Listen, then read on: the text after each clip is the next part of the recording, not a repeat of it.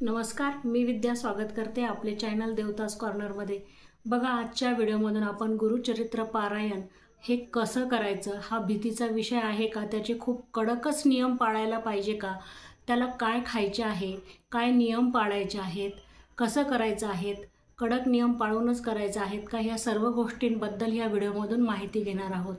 बघा मैत्रिणींनो, आता गुरुचरित्र पारायण म्हटलं की सगळ्यांच्या मनामध्ये एकदम भीती बसते की गुरुचरित्राला खूप कडक नियम असतात, ते नियम पाळूनच आपल्याला ते करायचं असतं। म्हणून आपण काय करतो की कधी कधी आपल्याला काय वाटतं की नको बाबा, आता आपल्याला काय वाटतं की गुरुचरित्राचे नियम फार कडक आहेत, मग अशा वेळेस आपल्याला गुरुचरित्र पारायणच करणं नको, म्हणून आपण त्यापासून दूर पळतो आणि बहुतेक जण गुरुचरित्र पारायण करत नाही। आणि इच्छा तर असते त्यांची, परंतु कधी कधी काय होतं की ते जे कडक नियम असतात बघा, ते बघूनच आपल्याला भीती वाटते आणि आपण ते नियम नको म्हणून पाळायला, म्हणून आपल्याला असं वाटतं की ते जर नियम आपल्याकडून पाळणं झालं नाही तर देव आपलं काही वाईट करेल का, आपल्याला काही शिक्षा देईल का, काही आपल्या वाईट परिणाम आपल्यावरती होईल का, आपल्या घरादारावर होईल का। तर बघा, असं काहीही नाही आहे। देवाची भीती बाळगण्याचं काहीही कारण नाही। देव कुणालाही विनाकारण काहीही शिक्षा देत नाही। जे काय आपल्या नशिबात घडतं ना मैत्रिणींनो, ते आपल्या कर्माचं फळ असतं। आपले जसे कर्म असतात तसं आपल्याला फळ हे देव देत असतो आणि आपल्या कर्मानुसारच आपल्याला सर्व शिक्षा भोगाव्या लागतात। चांगले वाईट परिणाम असतात ते आपल्या कर्मानुसारच घडत असतात। म्हणून आपल्याला असं नाही की आपल्याला जर त्या पारायणामध्ये चुकी झाली तर त्या पारायणामध्येच आपल्याला चुकी झाल्यामुळे हे शिक्षा मिळाली किंवा असं झालं, आपल्याला ते नियम पाळून झाले नाही, असं अजिबात नसतं मैत्रिणींनो। कर्माचं फळ हे आपल्याला भोगावंच लागतं। जसे आपले कर्म चांगले असतील तर आपल्याला देव चांगलेच फळ मिळतो।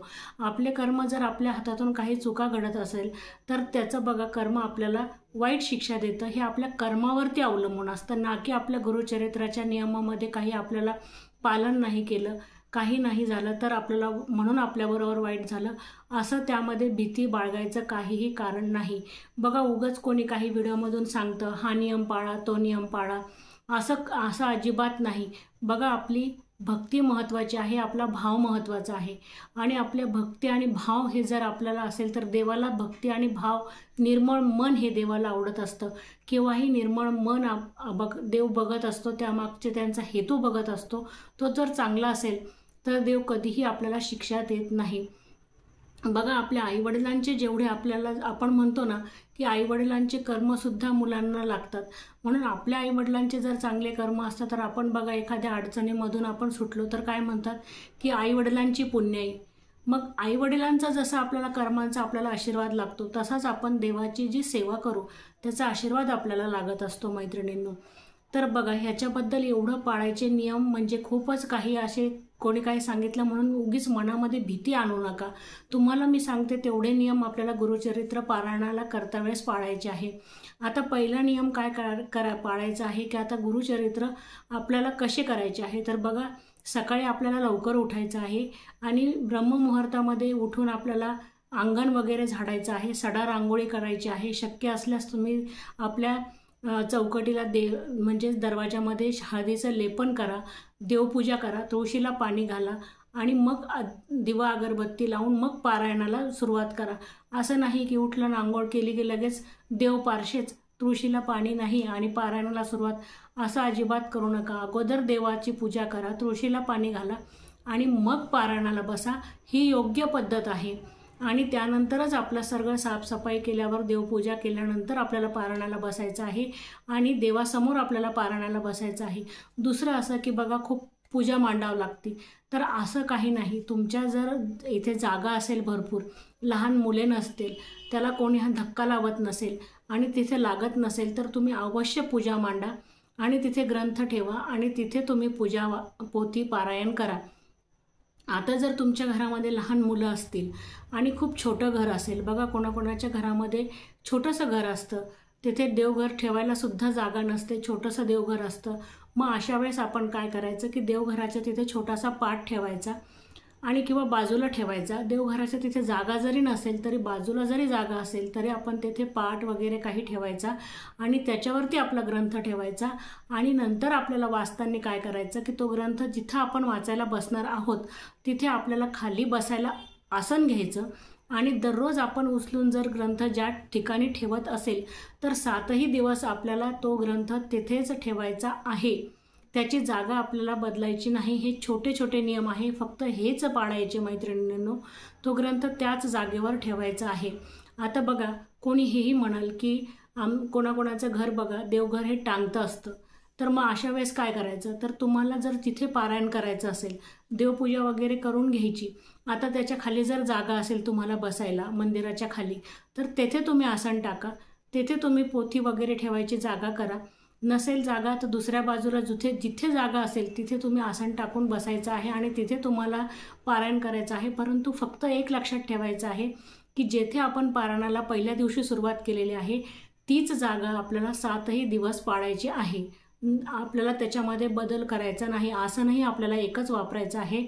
आपल्याला एकच जागेवरती पारायण करायचं आहे, जागा बदलायची नाही. आता दुसरा असा प्रश्न येईल की बघा आता खूप जणांना मेडिकल प्रॉब्लेम्स असतात. मेडिकल प्रॉब्लेम म्हणजे शारीरिक प्रॉब्लेम असतात की कुणाकुणाला डॉक्टरांनी बघा खाली बसायचं सांगितलेलं नसतं, कुणाला खाली बसल्याने त्रास होत असतो. मग त्यांना पण बघा आपल्याला पारायण करायची इच्छा असते.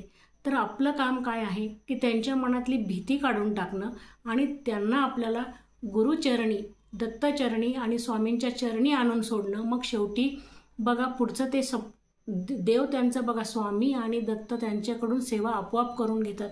भीती जर मनातून निघाली तर बाकीचे आपण बरोबर सेवा करतात. बघा आपलं काम आहे की देवापर्यंत त्यांची मनातली भीती काढून टाकली की ते देवापर्यंत पोहोचतात आणि देव त्यांच्याकडून ते करून घेतो.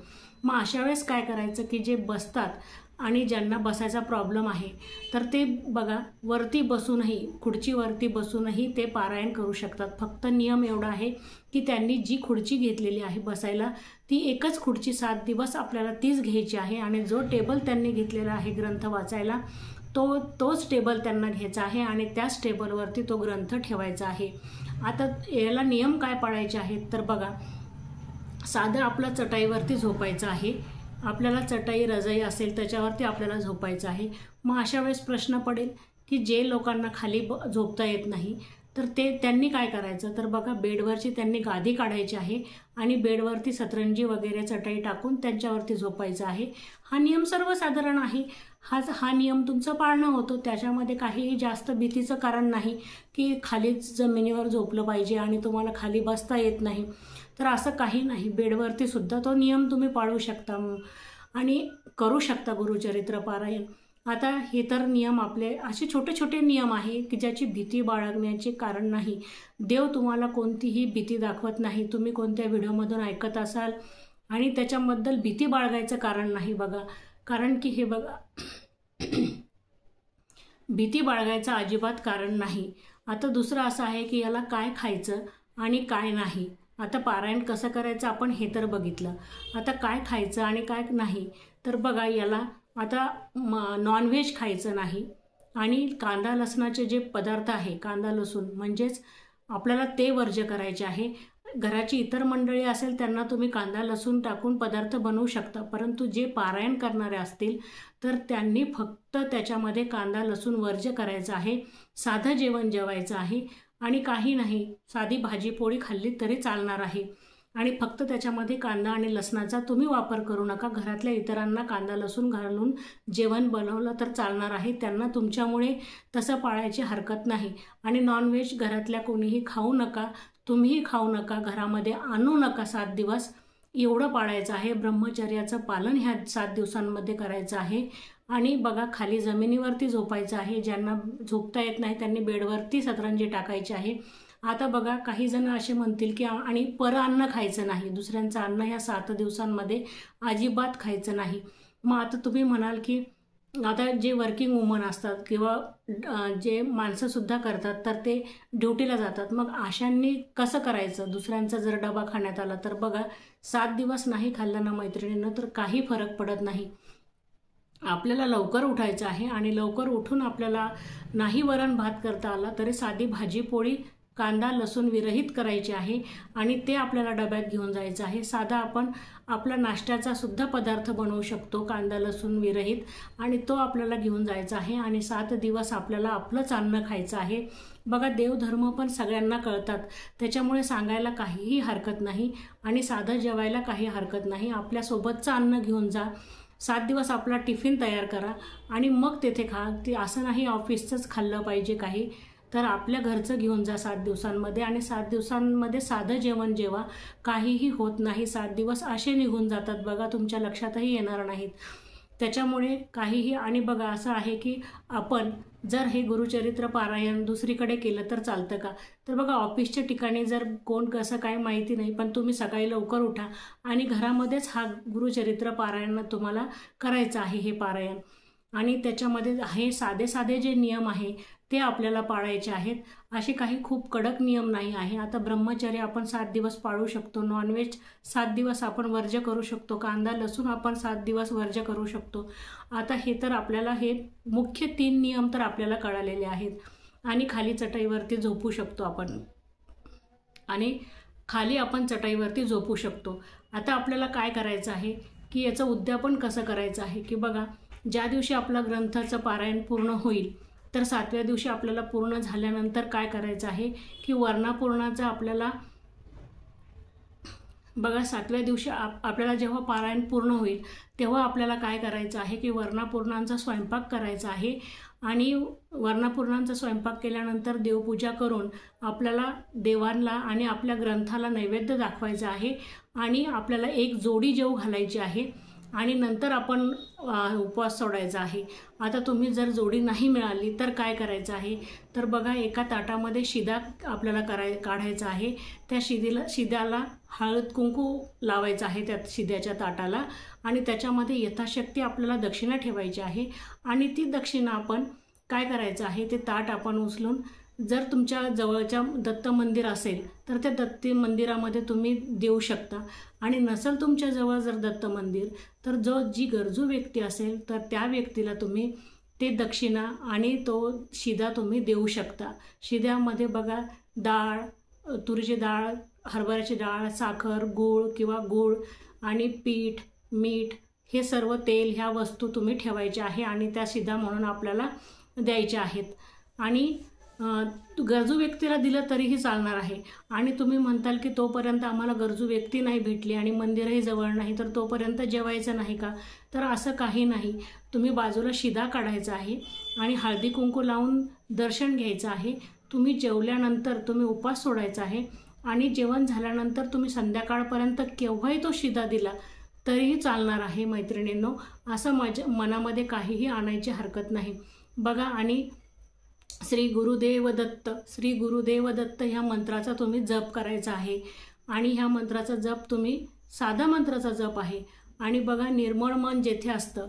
आता पारायणाला आपण सुरुवात कधी करायची, तर बघा तुम्ही आता पारायणाला सुरुवात कधी तुमच्या मनात ज्या दिवशीपासून येईल ना तर त्या दिवशीपासून जरी तुम्ही सुरुवात केली तरी चालणार आहे, कारण निर्मळ भाव जेव्हा मनात येतो ना तो महत्त्वाचा आहे। त्या दिवशीपासून तुम्ही गुरुचरित्र पारायणाला सुरुवात करू शकता। तर बघा हे साधे सोपे नियम होते आणि कधीही देवाला असं भ्यायचं नाही। देव बघा भक्तीचा भुकेला आहे, भक्ती महत्त्वाची आहे, त्याच्यामुळे तुम्ही भक्ती बघतो, देव तुमचा निर्मळ भाव बघतो, म्हणून मनापासून आपल्याला सेवा करायची आहे।